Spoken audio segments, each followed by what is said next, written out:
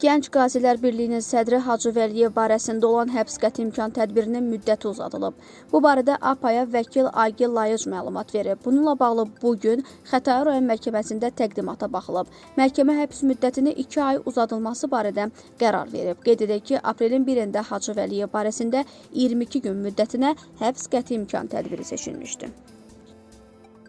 Polis tərəfindən TikTok əməliyyatlarında saxlanılan Magirramov ləqəbli TikToker Əmrah Məhərrəmovun, Vaqa ləqəbli TikToker Vüqar Zeynalovun, Xazeyn ləqəbli TikToker Vüqar Kərimovun həbs müddəti uzadılıb. Bu barədə qərar Bakı şəhər Nərimanov rayon məhkəməsində keçirilən prosesdə elan edilib.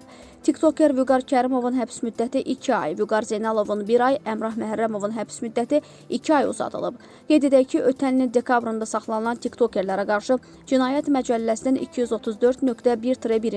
Satış məqsədi olmadan külli miqdarda qanunsuz narkotik vasitələr və ya psixotrop maddələri saxlama və ya daşıma maddəsi ilə ittiham irəli sürülmüşdü və onlar məhkəmənin qərarı ilə barəsində 4 ay müddətinə həbs qəti imkan tədbiri seçilmişdi.